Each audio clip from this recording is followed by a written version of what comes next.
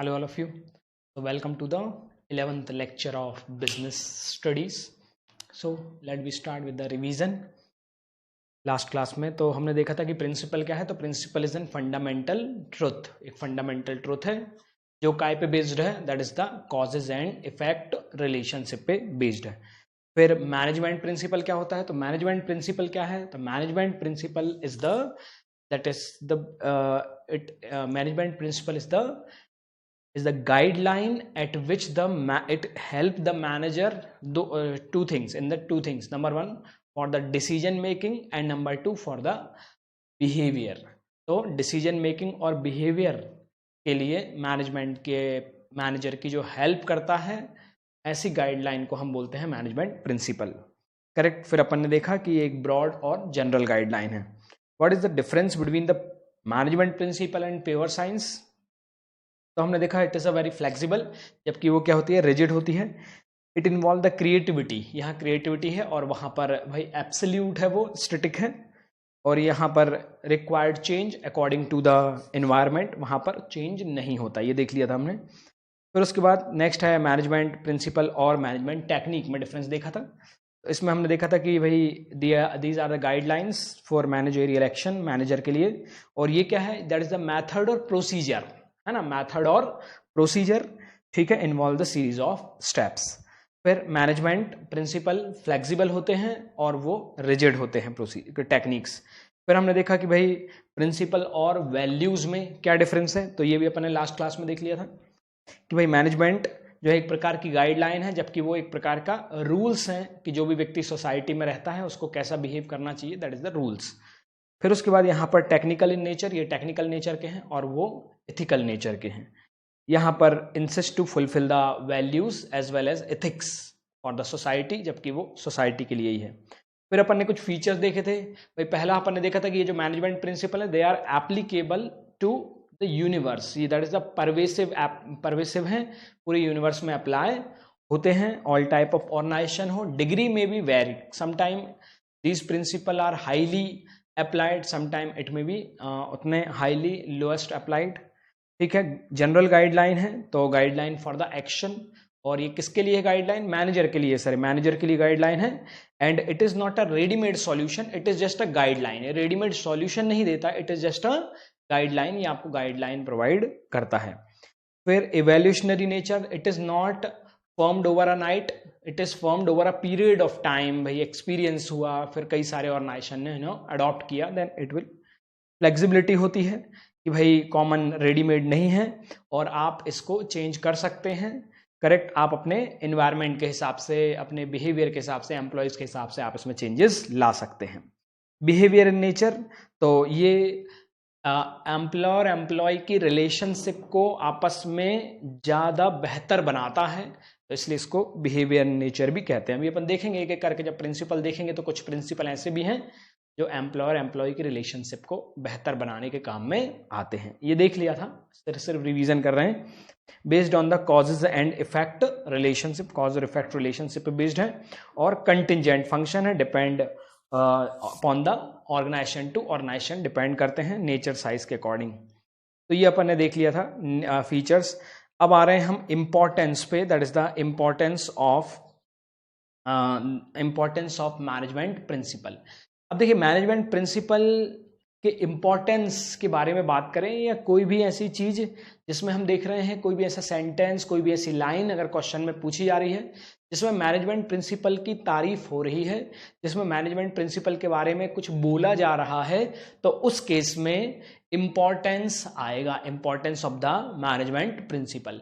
किसी भी उसमें यदि कोई तारीफ हो रही है, कुछ बोला जा रहा है काय के बारे में, मैनेजमेंट प्रिंसिपल के बारे में, तो उस केस में क्या आने वाला है, दैट इज मैनेजमेंट प्रिंसिपल के इंपॉर्टेंस हम लिखेंगे. तो देखिए एक एक करके सारे इंपॉर्टेंस को समझेंगे.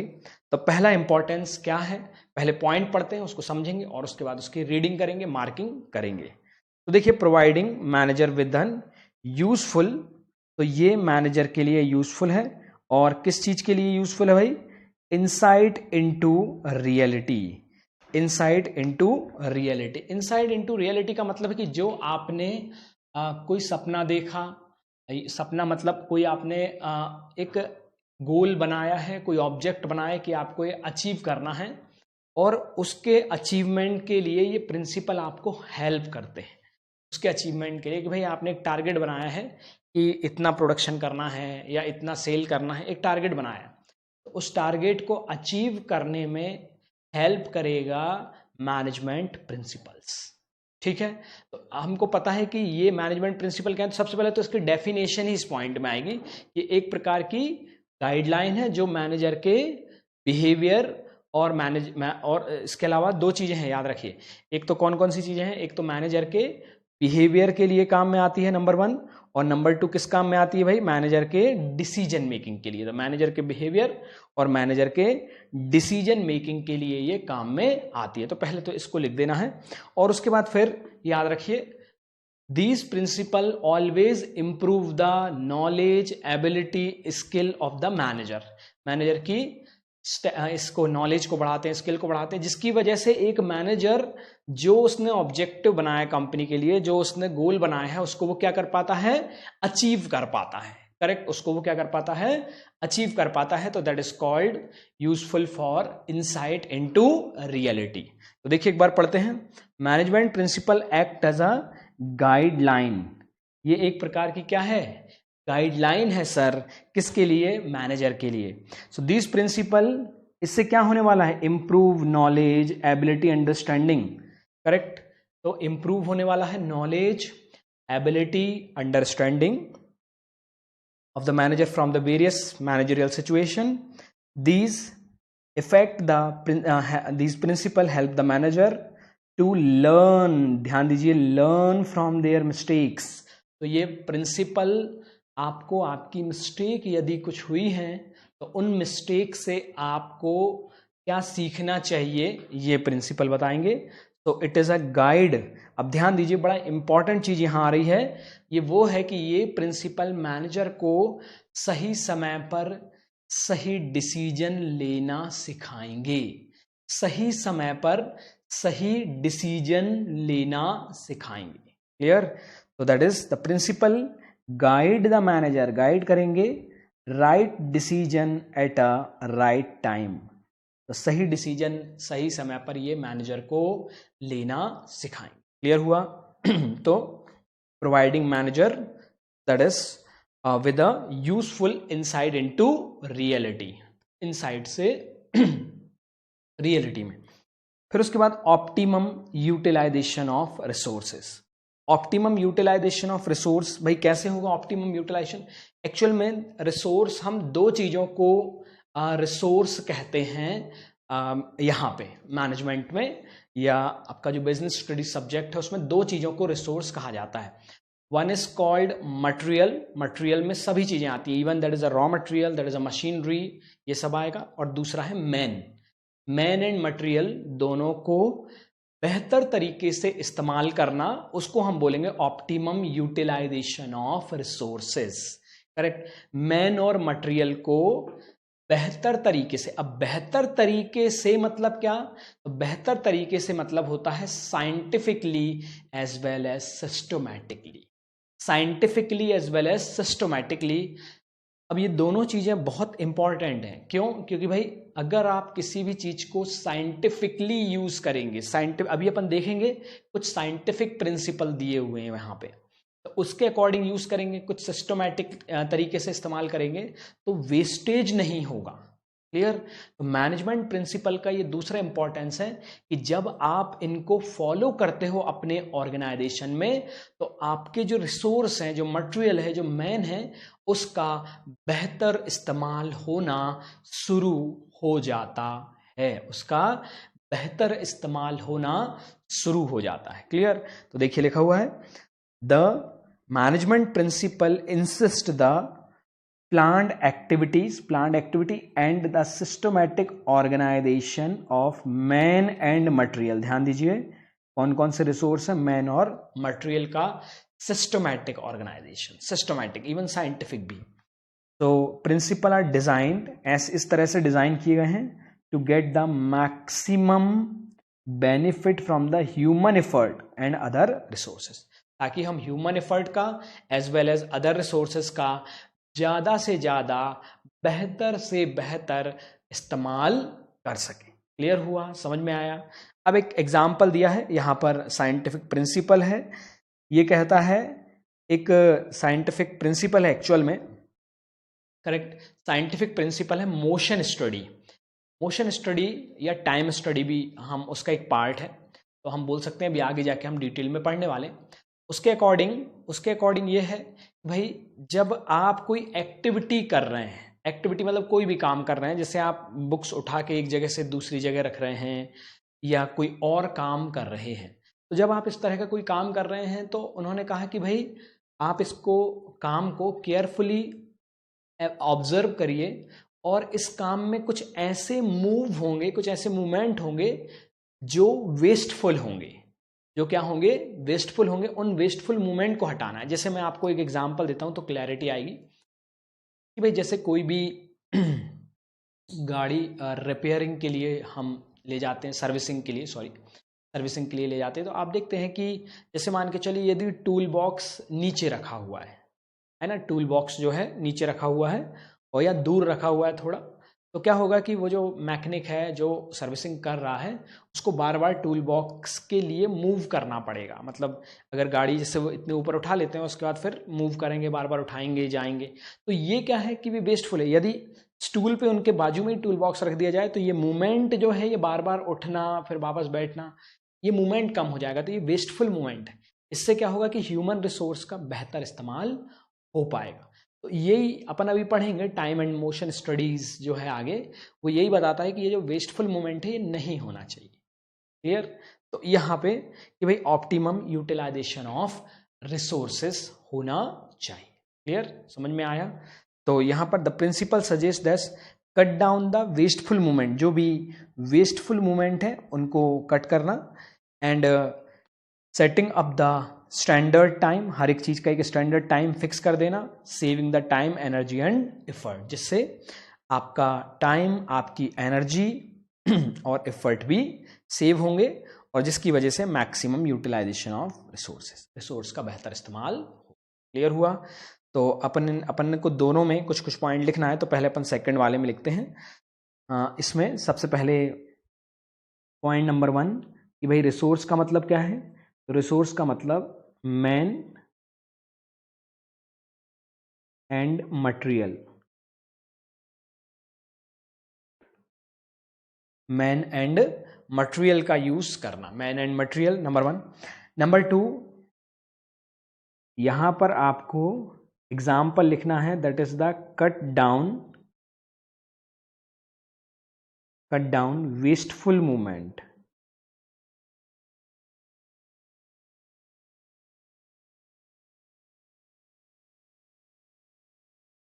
Cut down the wasteful movement को कट डाउन करना। क्लियर? सिमिलरली पहला क्या था, तो पहला यहां पर सिर्फ इतना लिख लीजिए, राइट डिसीजन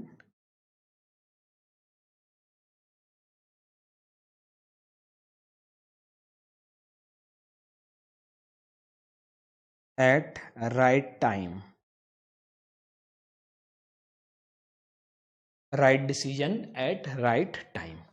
ठीक है, तो 2 पॉइंट क्लियर हुए।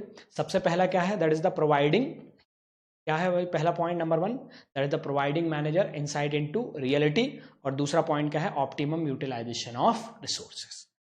थर्ड नंबर पे आते हैं, that is the scientific decision. हाँ जी, साइंटिफिक डिसीजन। अब मैनेजर का एक बहुत बड़ा काम है, क्या है, डिसीजन लेना। उसे कई सारे डिसीजन लेने पड़ते हैं। जैसे मान के चलिए प्रोडक्शन मैनेजर की बात करें, तो प्रोडक्शन मैनेजर कि भाई कौन सी क्वालिटी का गुड्स हमें चाहिए, कितनी क्वांटिटी चाहिए, कितने आउटपुट प्रोड्यूस करना है, किस क्वालिटी का आउटपुट प्रोड्यूस करना है ना, कौन सा वर्कर्स कहाँ लगेगा, क्वालिफिकेशन के अकॉर्डिंग कितने वर्कर्स लगेंगे, एक्सेट्रा एक्सेट्रा। तो कई सारे डिसीजन, डे टू डे जो काम होते हैं उनमें कई सारे डिसीजंस मैनेजर को लेने पड़ते हैं। करेक्ट? अब ये प्रिंसिपल क्या करते हैं, मैनेजर को मदद करेंगे कि वो एक बेहतर डिसीजन कैसे ले। ये प्रिंसिपल मैनेजर की हेल्प करते हैं कि वो इन डिसीजन को कैसे scientifically as well as systematically ले। क्लियर हुआ, समझ में आया? अब ये देखिए इसमें दो वर्ड आए हैं। सिस्टमैटिक डिसीजन तो हमको पता है कि भाई एक डिसीजन का कोई बेस होना चाहिए, एक सिस्टमैटिक डिसीजन होना चाहिए कि भाई एक सीक्वेंस होना चाहिए डिसीजन का कि पहले इसका डिसीजन लिया जाएगा उसके बाद इसका, एक सिस्टमैटिक डिसीजन होना चाहिए। अब ये साइंटिफिक डिसीजन क्या होता है? तो साइंटिफिक डिसीजन का मतलब है बेटा कि भाई ये जो है इसके पीछे कोई एक पक्का आधार होना चाहिए। मतलब आपने मान के चलिए 100 यूनिट पर डे प्रोडक्शन का आपने डिसीजन लिया। अब ये 100 यूनिट ही क्यों लिया? 100 यूनिट, क्या 100 यूनिट के पीछे बेस क्या है? क्या सेल डिपार्टमेंट ने आपसे कहा कि 100 यूनिट ही बिकेंगी मार्केट में, 100 यूनिट की ही डिमांड होगी? तो ये एक बेस हो गया कि हाँ भाई प्रोडक्ट हमको सेल डिपार्टमेंट ने बोला है इसलिए इतना बना रहे हैं।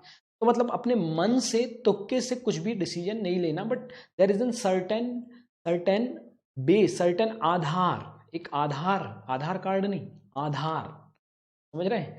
तो वो होना चाहिए। क्लियर हुआ? तो इसको हम बोलते हैं साइंटिफिक डिसीजन। करेक्ट? तो डिसीजन शुड बी साइंटिफिक। जैसे मान के चलिए आप कोई डिसीजन ले रहे हैं कि आपको फ्यूचर में कुछ पर्टिकुलर कोर्स करना है, तो आपका क्या ये डिसीजन साइंटिफिक है? क्या आप जो करने का सोच रहे हैं उसमें आप बेहतर हैं?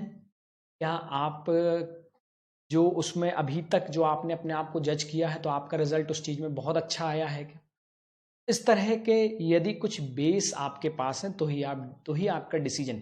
अदरवाइज देखा देखी कई बार हम देखते हैं कि स्टूडेंट, एक ने कॉमर्स लिया तो दूसरा कॉमर्स ले रहा है, एक ने कोई पर्टिकुलर कोर्स किया एमबीए किया तो दूसरा भी एमबीए कर रहा है। तो ये जो है ये that is not a scientific decision, it is just a thumb rule decision कि भाई थंब रूल का मतलब उसने भी वो किया तो हम भी, अभी अपन देखने वाले हैं ये सब। तो ये साइंटिफिक डिसीजन होना चाहिए। क्लियर? कोई देखा देखी नहीं। देखिए every businessman has to manager has a number of decision, कई सारे डिसीजन लेने पड़ते हैं डे टू डे लाइफ में। These management principle enable the manager to approach various problems systematically and scientifically। तो भाई इन सारी प्रॉब्लम्स को सिस्टमेटिकली और साइंटिफिकली अप्रोच करना, सॉल्व करना। Taylor always insist replacement of rule of thumb, rule of thumb को हटा के एक साइंटिफिक अप्रोच को यूज करना, साइंटिफिक अप्रोच का इस्तेमाल करना। थंब रूल को, मैंने बताया थंब रूल को हटाना, जो अभी तक करते आ रहे हैं उसको हटाना और उसकी जगह साइंटिफिक अप्रोच का यूज करना। Suggested to conduct the time study, set up the standard time, time study करना लोगों से। ये टाइम स्टडी क्या होती है मैं आपको बता देता हूँ, क्योंकि कई सारे एग्जाम्पल में आएगी ये। टाइम स्टडी का मतलब है जैसे कोई भी काम, जैसे भाई थंब रूल क्या है और टाइम स्टडी क्या है, साइंटिफिक डिसीजन, वो अभी आपको क्लियर हो जाएगा। जैसे मान के चलिए प्रोडक्शन डिपार्टमेंट की बात कर रहे हैं, तो प्रोडक्शन डिपार्टमेंट में भाई जो मैनेजर है उसका ये अनुभव कहता है, याद ध्यान दीजिए, मैनेजर का ये अनुभव है, मैनेजर का ये एक्सपीरियंस है कि एक यूनिट को बनाने के लिए, करेक्ट, मान के चलिए एक यूनिट है ये, इस यूनिट को बनाने के लिए, माउस है, इस यूनिट को बनाने के लिए 2 घंटे का समय एक वर्कर को लगता है। क्लियर? समझ में आया? तो ये जो है वर्कर को लगता है, ठीक है, 2 घंटे का समय लगता है। अब 2 घंटे का समय लगता है, ठीक है, ये एक्सपीरियंस है, तो इसको बोलते हैं थंब रूल कि भाई बहुत दिन से मैनेजर लग रहा है और एक मैनेजर को कितना टाइम अलाउ करता है, 2। अब साइंटिफिक क्या है? साइंटिफिक ये है कि भैया अनुभव को, तुम्हारे एक्सपीरियंस को गोली मारो, हटाओ, अनुभव को हटाओ, करेक्ट। एक्चुअल में बनवा के देखो, वर्कर को बुलाओ कि भैया ये वर्कर चल इधर आ, चल बना, फिर हम देखेंगे कितना समय लगता है, हो सकता है 1.5 घंटे लगे। तो ये कहलाती है साइंटिफिक स्टडी कि भैया अनुभव का से काम नहीं चलेगा। एक्चुअल में ये कहलाती है टाइम स्टडी। एक्चुअल में उसको बुलाया जाएगा, एक एवरेज वर्कर को, उससे काम कराया जाएगा, टाइम की काउंटिंग की जाएगी, कितने घंटे में कितने मिनट में वो बना वो देखा जाएगा, और फिर वो टाइम को एज अ स्टैंडर्ड टाइम कि भैया इतने में सबको बनाना है, ये जो है स्टैंडर्ड टाइम फिक्स किया जाएगा। इसको हम बोलते हैं, that is called time study, से स्टैंडर्ड टाइम को फिक्स करना। क्लियर? तो साइंटिफिक अप्रोच ही suggest to conduct the time study to setup the standard time, तो स्टैंडर्ड टाइम सेटअप करना required to perform the job rather living it as a discretion or will of the manager. Manager की will या discretion पे छोड़ना नहीं, हम करके देखेंगे तभी विश्वास करें। करेक्ट, समझ में आया कि नहीं? पहले इस्तेमाल करें फिर विश्वास करें, बस यही है साइंटिफिक स्टडी। क्लियर? तो पहले हम उस प्रोडक्ट को बना के देखेंगे कितना टाइम लगता है, देन ओनली बिलीव। हम मैनेजर के डिस्क्रिएशन पे, बातों पे विश्वास नहीं करेंगे। That is the scientific decision. तो ये क्या है, ये क्या पढ़ रहे हैं, याद है क्या पढ़ रहे हैं? ये कौन से नंबर, तीसरे नंबर का काय का पॉइंट है? इंपॉर्टेंस का। तो ये इंपॉर्टेंस है कि if you apply this principle तो you have to apply the scientific decision, not a thumb rule decision. Clear? तो यहां पर हम लिख देते हैं कि भाई यहां पर जो प्रिंसिपल हैं they use the deals the problem systematically and scientifically. Scientifically number 1। Number 2, replace thumb rule.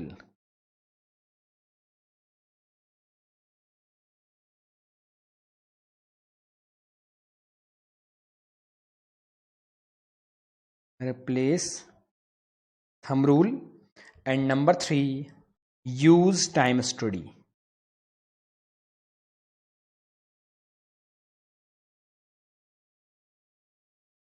Use time study. Time study का हमें क्या करना है? यूज करना है। क्लियर? टाइम स्टडी का यूज करेंगे। एनी पॉइंट, एनी डाउट यहां तक? तो 3 पॉइंट हो गए हमारे। नंबर 1, हाँ जी, पॉइंट नंबर 1 क्या है? सबसे पहले प्रोवाइडिंग मैनेजर की भाई इनसाइट इनटू रियलिटी में। सेकंड नंबर क्या है? Optimum utilisation of resource, resource का ऑप्टिमम यूटिलाइजेशन। थर्ड क्या है? साइंटिफिक डिसीजन, डिसीजन को साइंटिफिकली ले। फिर मीटिंग, फोर्थ नंबर है meeting changing environment requirement. Correct, meeting the changing environment requirement. अब यहां पर क्या होता है कि ऑर्गेनाइजेशन में जो एनवायरमेंट है वो बदलता रहता है, चेंज होता रहता है। एक्सटर्नल एनवायरमेंट की जनरली बात कर रहे हैं। गवर्नमेंट चेंज होती है, कंज्यूमर का टेस्ट और प्रेफरेंस बदलता है, क्रेडिटर डेटर्स की टर्म्स एंड कंडीशंस बदलती हैं। तो हम जो एक्सटर्नल एनवायरनमेंट है हमारा वो लगातार बदलता है। बिजनेस का एनवायरनमेंट जो है वो लगातार चेंज होता ही है। अब मैनेजमेंट प्रिंसिपल क्या करते हैं? मैनेजमेंट प्रिंसिपल इवन क्या होता है, चेंज होता है तो मैनेजर को फिर डिसीजन लेने में प्रॉब्लम जाती है। जैसे मान के चलिए कंज्यूमर धीरे धीरे करके किसी एडवांस प्रोडक्ट पे शिफ्ट हो रहे हैं, तो यहाँ पर manager has also to take the decision कि हमें भी ये ट्रेडिशनल प्रोडक्ट छोड़ के एडवांस प्रोडक्ट पे शिफ्ट होना चाहिए। बट ये डिसीजन लेना it is not a easy task. ये इजी टास्क नहीं है, क्योंकि भाई अब धीरे धीरे करके शिफ्ट हो रहे हैं, तो it is not a easy task. अब ये जो प्रिंसिपल होते हैं ये मैनेजर की मदद करते हैं कि भाई आपको ये स्विच ओवर करना है या वहां पर वो भी प्रोडक्ट प्रोड्यूस करना, एडवांस जो है वो करना है या नहीं करना। तो ये these principle are help the manager to take the decision according to the change in the environment. तो जो एनवायरमेंट में बदलाव आ रहा है वो मैनेजर भी वो बदलाव एक्सेप्ट करे, इसमें सहायता करते हैं मैनेजर की। क्लियर हुआ? तो उसी को हम बोल रहे हैं meeting changing the environment requirement. तो देखिए every businessman has to make change in the organisation. हर एक बिजनेसमैन चेंज करता है, और वो चेंज कैसा रहता है? According to the change take place in the environment. Business environment में जो बदलाव आते हैं। अब यहां पर दीज प्रिंसिपल ट्रेंड होगा, ट्रेंड द मैनेजर। ट्रेन नहीं है, ट्रेंड है वो, trained the manager. Train the manager, तो ट्रेंड करते हैं ये जो प्रिंसिपल हैं, they are trained the manager to implement these change. ये जो है ये मैनेजर को जो है ट्रेंड करते हैं। ये जो प्रिंसिपल है ये मैनेजर को एक सही समय पर सही बदलाव लेकर आना, ये एक्चुअल में मैनेजर को ये सिखाते हैं ये प्रिंसिपल। अगर मैनेजर इन प्रिंसिपल की स्टडी करेगा तो वो सही समय पर सही डिसीजन ले पाएगा, सही बदलाव कर पाएगा। क्लियर? सो इम्प्लीमेंट, देखिए implement the change in the right direction at a right level in the organisation. तो सही डायरेक्शन में सही लेवल पर वो चेंज को इम्प्लीमेंट कर पाता है। सिमिलरली मैनेजमेंट प्रिंसिपल जो हैं they are relative and general guidelines. तो ये जो प्रिंसिपल है they are relative and general guidelines है। Yet to modify this principle change can be made in the organisation. ठीक है, तो यहां पर ये रिलेटिव और जनरल गाइडलाइन है जो yet by the modify this principle. तो ये जो है ये जो है प्रिंसिपल को मॉडिफाई करके चेंज करके भी अप्लाई कर सकते हैं इस वजह से। तो यहाँ पर 4th नंबर के पॉइंट में हम लिखते हैं नंबर 1 कि भाई किसके साथ इन्वायरमेंट। तो यहाँ पर जो इन्वायरमेंट की बात हो रही है वो बिजनेस इन्वायरमेंट की बात हो रही है। चेंज बिजनेस इन्वायरमेंट,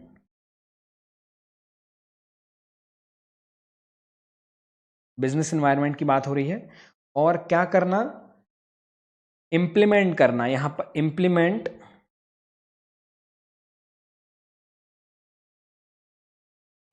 चेंज, ठीक है, eight a right direction and right level. Right direction और राइट लेवल पर इनको इंप्लीमेंट करना। फिर आते हैं इफेक्टिव एडमिनिस्ट्रेशन। ठीक है, इफेक्टिव एडमिनिस्ट्रेशन। अब मेरे को बताइए एडमिनिस्ट्रेशन का काम किसका है, कौन एडमिनिस्ट्रेशन से संबंधित पॉलिसी बनाता है, बताइए। हमने याद है आपको चैप्टर नंबर 1 में देखा था अलग अलग level, top level, middle level और लोअर लेवल, कौन कौन पोस्ट होती हैं उसमें, कौन कौन सी, और उनके कौन कौन से फंक्शंस होते हैं। तो मेरे को बताइए पॉलिसीज बनाने का काम किसका होता है, पॉलिसी प्लान बनाने का काम किसका होता है। तो ये होता है किसका, जी हाँ करेक्ट, टॉप लेवल मैनेजमेंट का। यहां पे ध्यान होना चाहिए। तो टॉप लेवल मैनेजमेंट का ये काम होता है कि वो प्लान और पॉलिसी बनाए जो एडमिनिस्ट्रेशन से संबंधित हो। करेक्ट, तो एडमिनिस्ट्रेशन से संबंधित प्लान एंड पॉलिसी बनाना। अब ये जो प्रिंसिपल्स हैं जो हम पढ़ने वाले हैं, 16 प्रिंसिपल, 18 प्रिंसिपल अपन पढ़ेंगे। करेक्ट, 14 प्रिंसिपल फ्यूल के पढ़ने वाले हैं, फ्यूल मिस्टर फ्यूल हैं, और सिमिलरली 4 प्रिंसिपल हम टेलर के पढ़ने वाले हैं, और इसके अलावा 4 टेक्निक और पढ़ने वाले हैं। तो कुल मिला के 22 कंसेप्ट अपन पढ़ने वाले हैं इस चैप्टर में। तो ये जो जितने भी प्रिंसिपल हैं they are help to the top level management to form the policy for administration.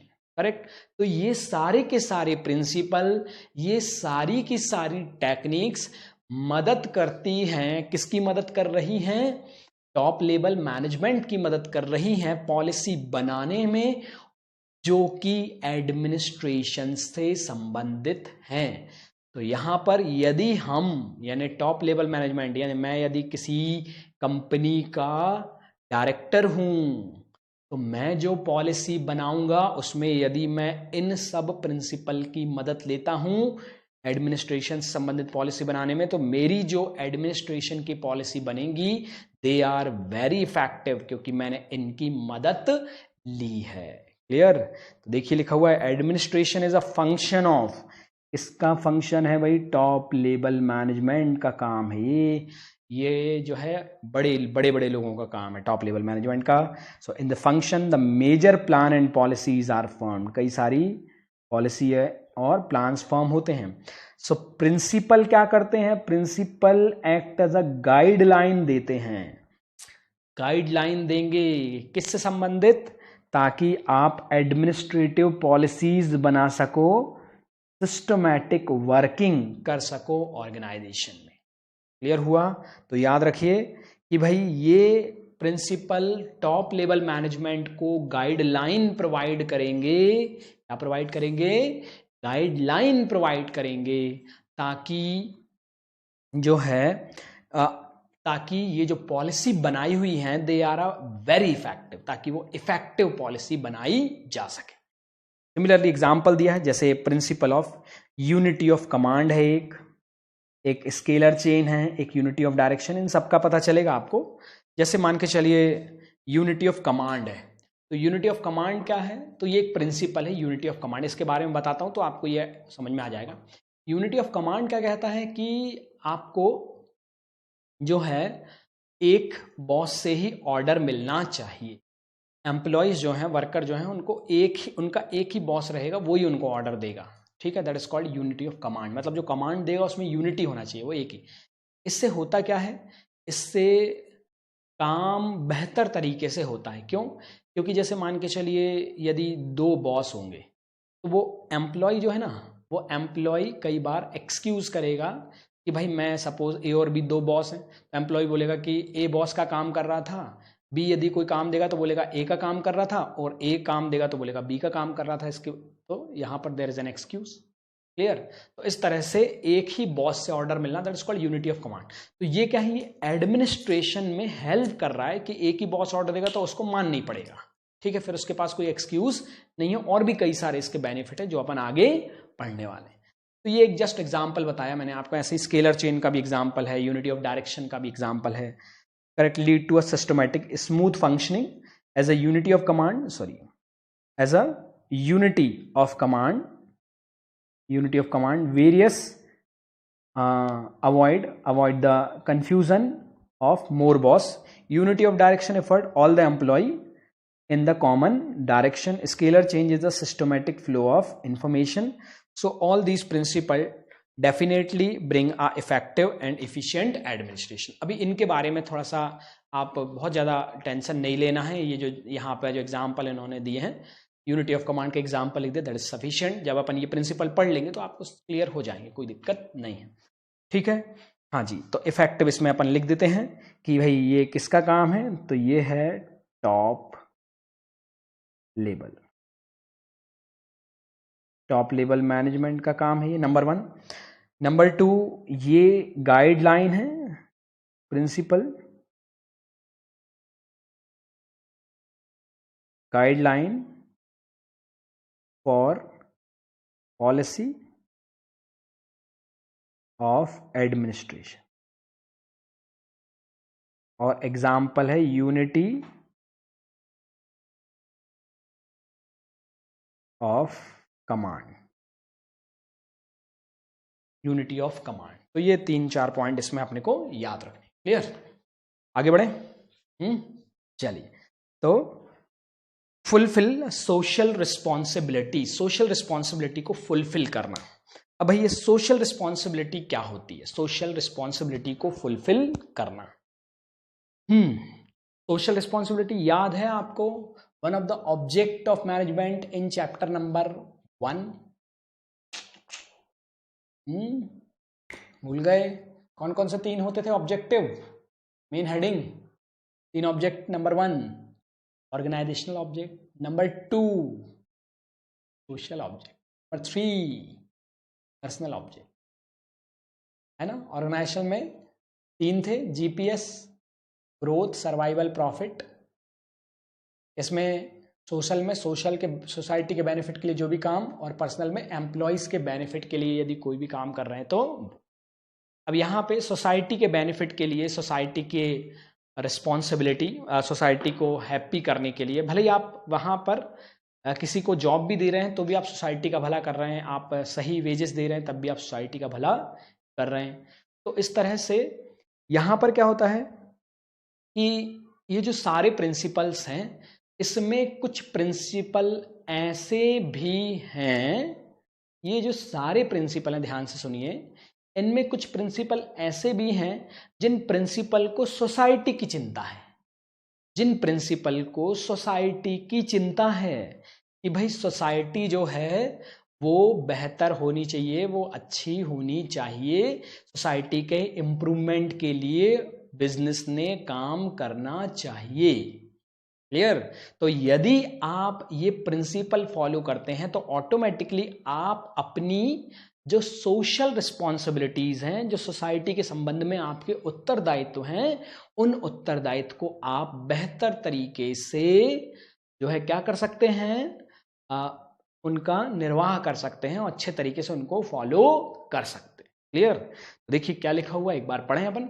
चलिए, तो अब business is a creation of society. Business जो है वो सोसाइटी का ही क्रिएशन है।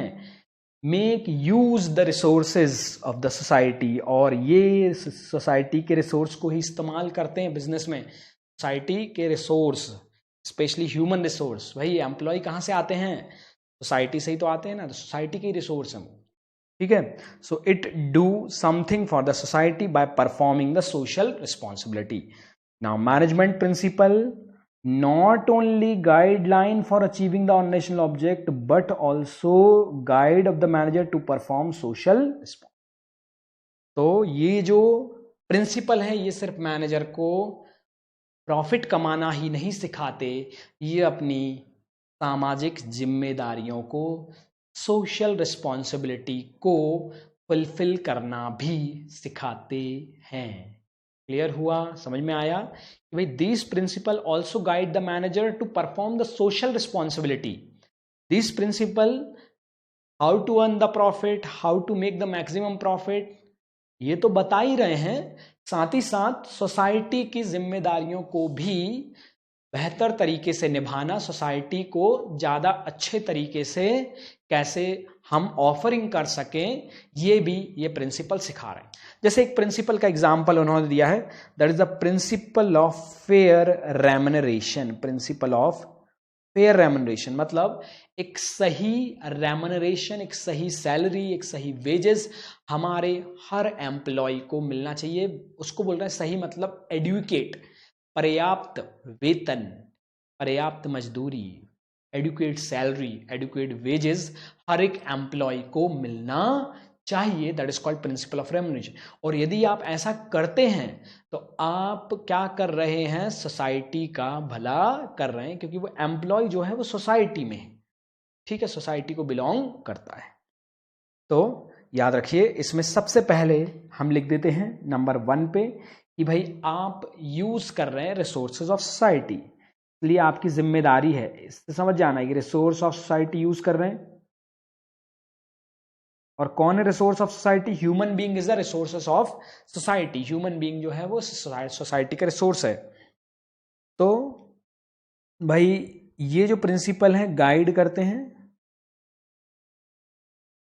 गाइड काय के लिए? टू परफॉर्म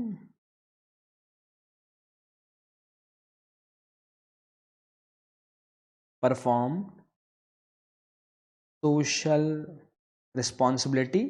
और एग्जाम्पल के तौर पे principle of fair remuneration, fair remuneration के बारे में आप लिख लेंगे, ठीक है। उसके बाद लास्ट, चलते चलते लास्ट इंपॉर्टेंस पे आ गए। क्या है ये? इंपॉर्टेंस है, एक बार रिवाइज कर लिए जाएं। चलिए पहला वाला बताइए फटाफट, क्या है भाई? Providing manager useful insight into reality. Insight को रियलिटी में जो चीज बदले, करेक्ट, ऐसी चीजें प्रोवाइड करना। सेकंड नंबर है optimum utilisation of resources. Third number है साइंटिफिक डिसीजन। फोर्थ नंबर है meeting the changing environment requirements के हिसाब से। फिफ्थ नंबर है इफेक्टिव एडमिनिस्ट्रेशन। सिक्स्थ नंबर है फुलफिल द सोशल रिस्पॉन्सिबिलिटी। और सातवें नंबर पे आते हैं management training, education and research. Management training, education, training and research. Now अब ये जो प्रिंसिपल बनाए गए हैं ये सब कहीं ना कहीं कोई रिसर्च इसमें इन्वॉल्व है। ये जो प्रिंसिपल एकदम से अपन ने पढ़ा है फीचर में कि that is not emerge over a period of night but it emerge over a period of time. बहुत समय लग गया इनको बनने में, ऐसे नहीं कि एक ही दिन में बन गए हों, ऐसा नहीं है। There is an lot of time spend.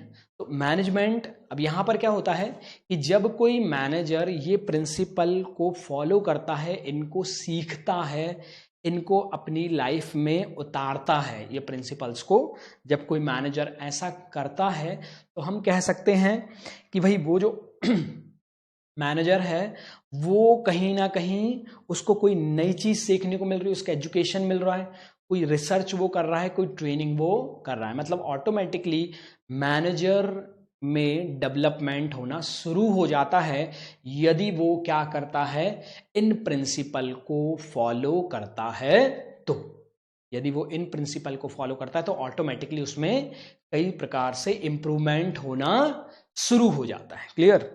तो the management principle stress on a scientific management, तो ये जो प्रिंसिपल है ये स्ट्रेस देते हैं साइंटिफिक जजमेंट पे और लॉजिकल थिंकिंग पे, क्योंकि ये जो प्रिंसिपल है ये साइंटिफिक जजमेंट का रिजल्ट होता है। एक्चुअल में साइंटिफिक, मैंने आपको बताया कि साइंटिफिक डिसीजन कैसे ले, एक्चुअल में काम करवा के देखा, उसी को बोले साइंटिफिक जजमेंट लेना, कि एक्चुअल में वो काम करवा के देखा और फिर जजमेंट लिया, तो हम उस पर विश्वास करते हैं। सिमिलरली लॉजिकल थिंकिंग, कि भाई और इंप्रूव हो सकता है क्या इसमें, तो ये लॉजिकल थिंकिंग है।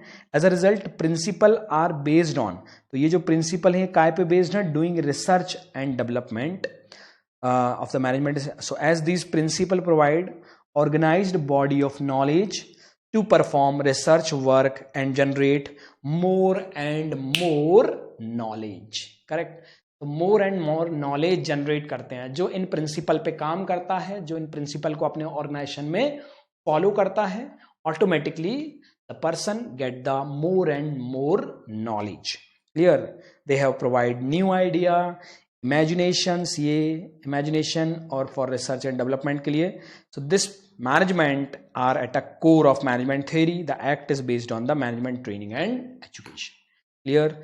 फटाफट 7 पॉइंट इसमें हम लिख लेते हैं कि भाई यहां पर ये जो है ये न्यू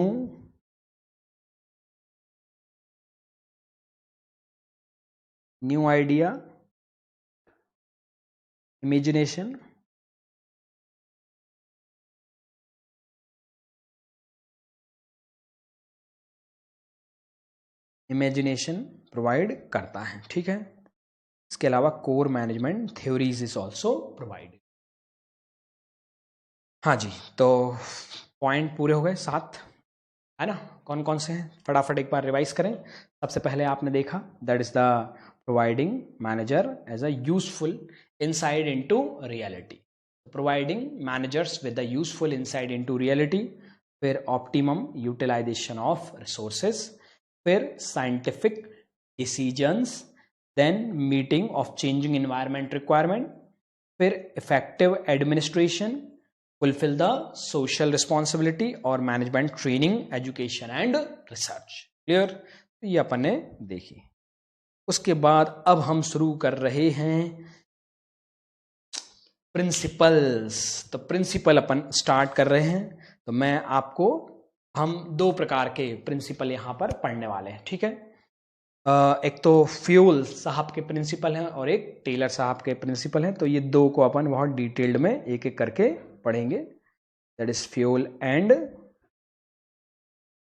के प्रिंसिपल और इसके प्रिंसिपल ऑफ मैनेजमेंट में। यहाँ पे ये पूरे आपको दिख रहे हैं, थोड़ा सा आड़े में है, बट आप देखिए ये पूरे 14 प्रिंसिपल, ठीक है, फ्यूल के हैं, ये पूरे 14 प्रिंसिपल हैं। ठीक है? और उसके बाद फिर यहाँ पर यदि आप देखें तो ये जो है टेलर के हैं प्रिंसिपल। तो टेलर के कुछ प्रिंसिपल भी हैं और टेक्निक्स भी हैं। टेलर के यहाँ पे लास्ट में आप देखेंगे टेलर के प्रिंसिपल भी हैं और टेक्निक भी यहाँ पर हैं। ये टेलर के प्रिंसिपल, ठीक है, और यहाँ टेलर की ये टेक्निक्स भी कुछ दी हुई है। तो ये अपने को मेनली अब अपने को स्टडी करना है।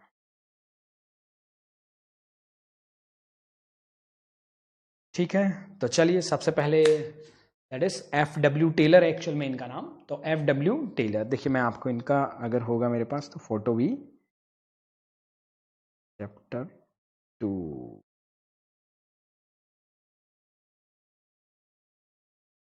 चलिए कोई दिक्कत नहीं, फोटो भी मैं आपको बताने वाला था, आप देख लीजिए। FW टेलर लिखेंगे तो आ जाएगा। तो अब इनका एक्चुअल में हमको क्या थोड़ा सा इमेजिनेशन आ जाता है और कोई दिक्कत नहीं है। तो सबसे पहले अपन स्टार्ट करते हैं that is a division of work. तो पहला और इम्पॉर्टेंट प्रिंसिपल है मिस्टर फ्यूल का। FW टेलर के अलग है, दैट इज मिस्टर फ्यूल का, फेडरिक फ्यूल।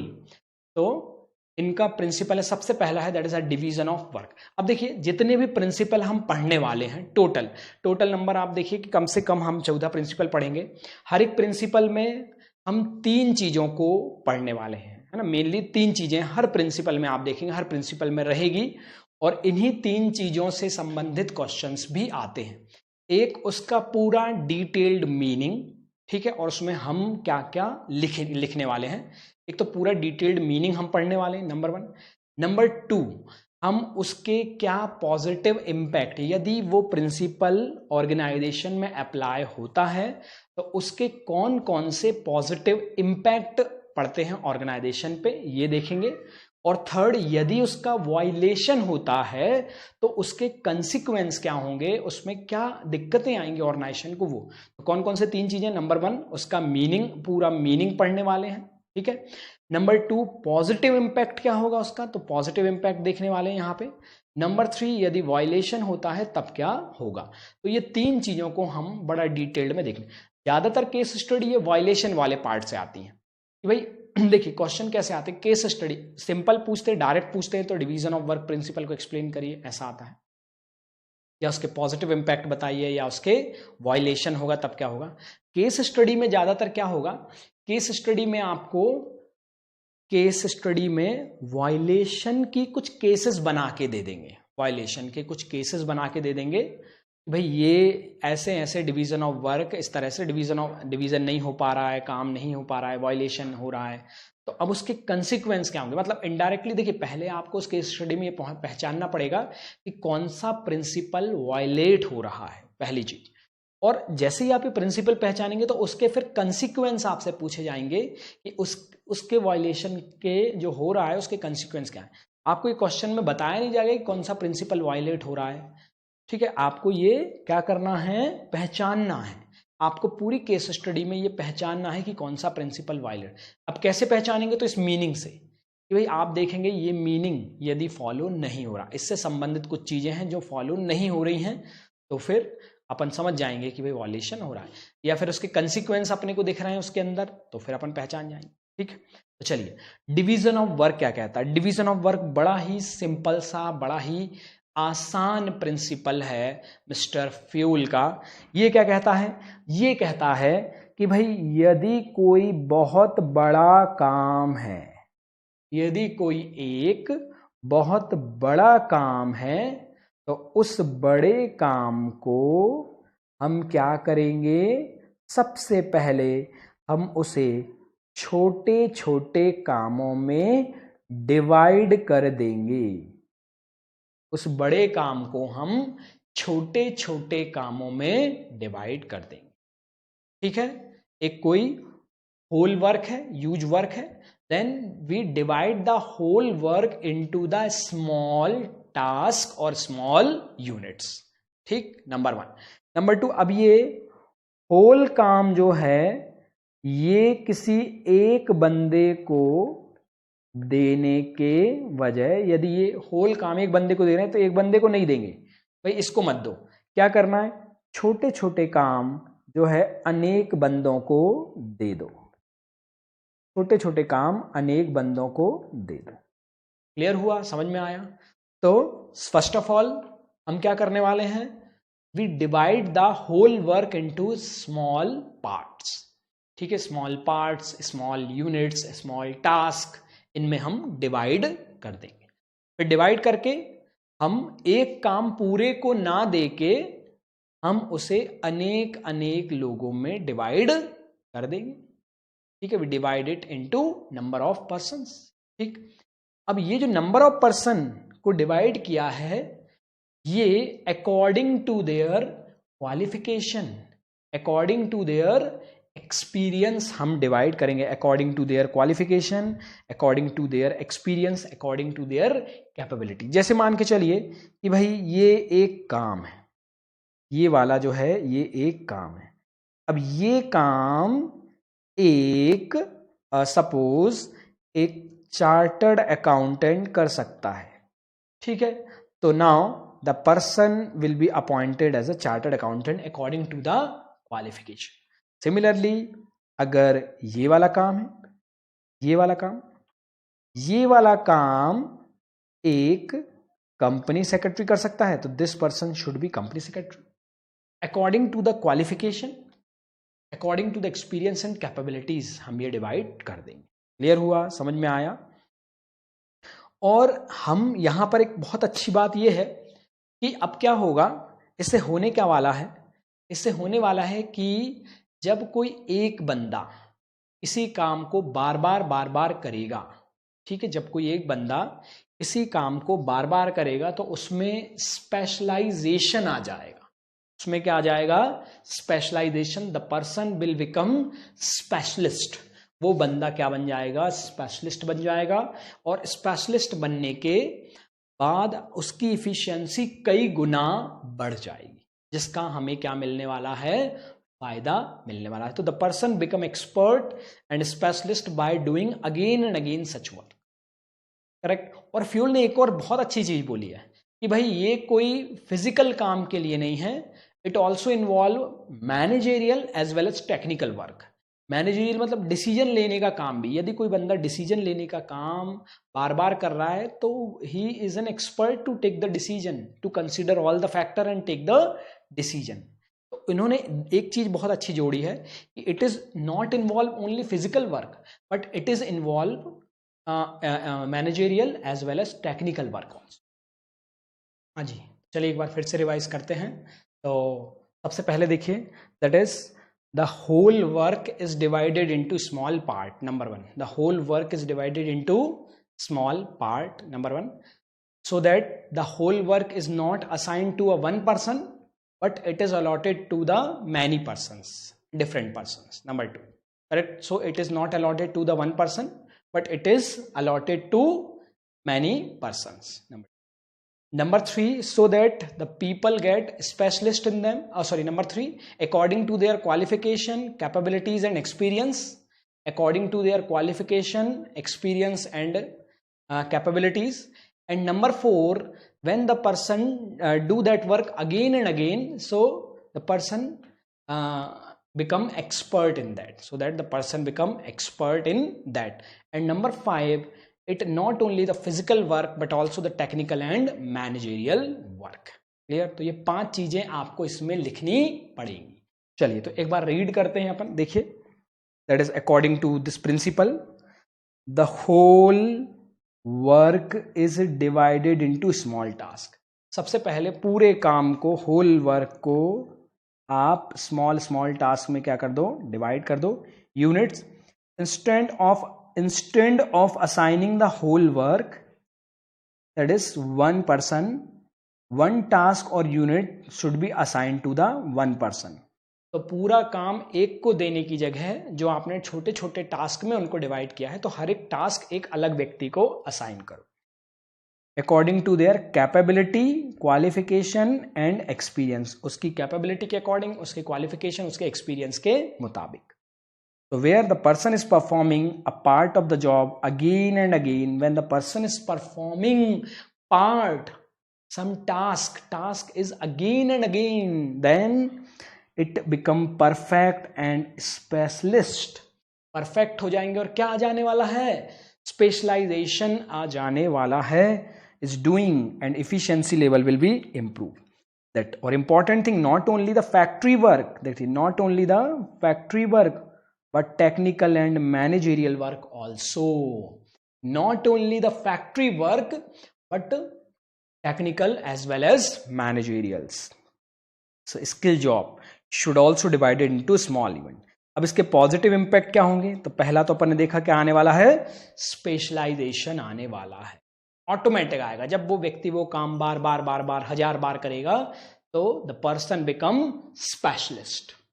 तो देखिए, that is the work is divided according to the qualifications, then automatically specialization, improve the efficiency, so the performing only one part of the job and the become a expert, less wastage of resource. अब अगर violation होगा तो क्या भाई consequence होंगे? Lack of efficiency नहीं आएगी, specialisation नहीं आएगा और डुप्लीकेशन ऑफ वर्क होगा।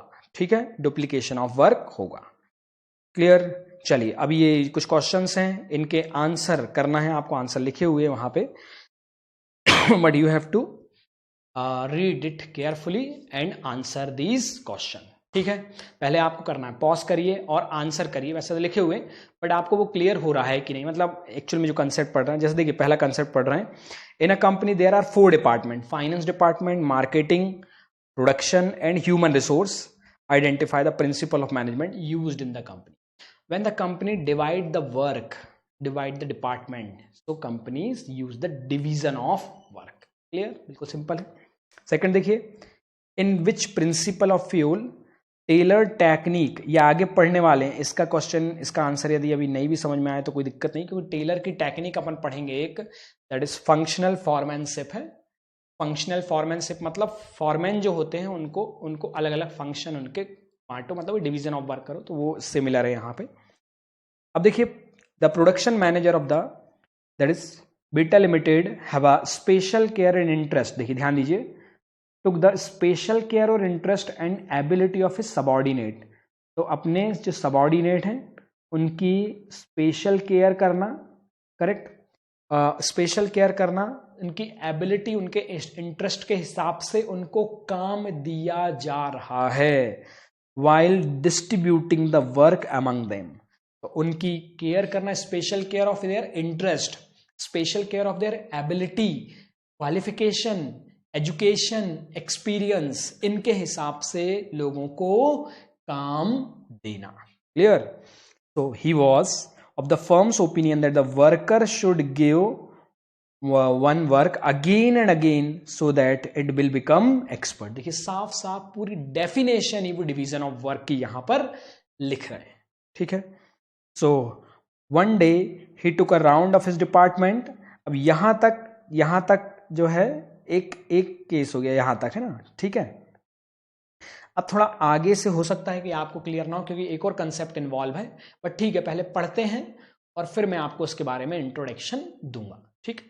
तो one day round his department notice that the worker were not doing their job quickly. तो उसने नोटिस किया, एक बार वो अपने डिपार्टमेंट में घूमने निकला और उसने नोटिस किया कि मेरे जो वर्कर हैं वो उतना परफेक्टली क्या नहीं कर रहे हैं, काम नहीं कर रहे हैं, क्विकली, जल्दी जल्दी नहीं कर रहे हैं. तो ऑन इंक्वायरी की उसने, उसको पता चला, he learn worker were non stop which may causes their slow speed. तो उन्होंने कहा कि वर्कर लगातार काम कर रहे हैं जिसकी वजह से उनकी जो स्पीड है वो स्लो हो गई है. ठीक है, लगातार काम करने से वो थक जाते हैं और फिर धीरे धीरे काम करने लगते हैं. ठीक है भाई, स्पीड स्लो हो गई है. He immediately issue an order. उसने इमीडिएटली ऑर्डर इशू किया that during the working hour, कि भाई काम करने के बीच में, the worker will give an interval to take the rest. तो उन्होंने भाई एक रेस्ट लेने को भी कहा कि भाई वर्कर्स को हम क्या देंगे, रेस्ट देंगे, कि भाई थोड़े इंटरवल दिया कि भाई वो पानी वगैरह पी लें, वॉशरूम वगैरह हो आए, थोड़ा सा आराम कर लें, फिर अपने जल्दी जल्दी काम करें. ठीक है. Now the state the principle और state the technique of scientific management. तो वो जो ये देखिए, पहले तक तो प्रिंसिपल तो आ गया समझ में आपको, डिवीजन ऑफ वर्क तो आ रहा है वहां पे. ठीक है. अब ये जो जब लंबे समय तक कोई व्यक्ति काम करता है, जैसे आप लंबे समय तक पढ़ाई करते हो तो आपके, है ना, लंबे समय तक, जैसे कई बार क्या होता है कि लगातार हम पढ़ाते रहते हैं, आप बोलते हो नहीं सर बस सर 5 मिनट का ब्रेक, ये बोलते हो ना. तो ये क्या है कि भाई आप थक गए, तो अब आपको ब्रेक चाहिए 5 मिनट का, ताकि आप फिर से इफिशिएंटली जो है पढ़ाई कर सको. तो ये जो स्टडी है कि भाई कोई व्यक्ति काम करते करते थक जाए तो उसको ब्रेक देना, इसको फटीग स्टडी कहते हैं. That is fatigue study. ये देखिए लिखा हुआ है यहाँ पे, दैट इज फटीग स्टडी. तो ये अभी आगे आएगा. तो बाकी इसमें कुछ भी नहीं है, जो मैंने आपको बताया कि ये ब्रेक लेना, काम करते करते ब्रेक देने की ये जो स्टडी है, इसे फटीग स्टडी कहा जाता है. क्लियर? तो आज जो है मेरे ख्याल से आपको क्लियर हो गया होगा. अभी तक जितना पढ़ा एक बार रिवाइज करिए, और कोई भी आपको डाउट है तो प्लीज़ कॉल मी. ठीक है. ओके, नेक्स्ट लेक्चर में हम आगे के प्रिंसिपल को कंटिन्यू, बट एक एक प्रिंसिपल बहुत अच्छे से ध्यान से बार बार पढ़ेंगे, रिवाइज करेंगे, ताकि एकदम हम बिल्कुल क्लियर हो जाएगा. देखिए आप प्रिंसिपल जब खत्म होंगे ना तो आप बिल्कुल एकदम इनमें कॉन्फिडेंट हो जाएंगे. ठीक है. Okay, bye, take care. ठीक है.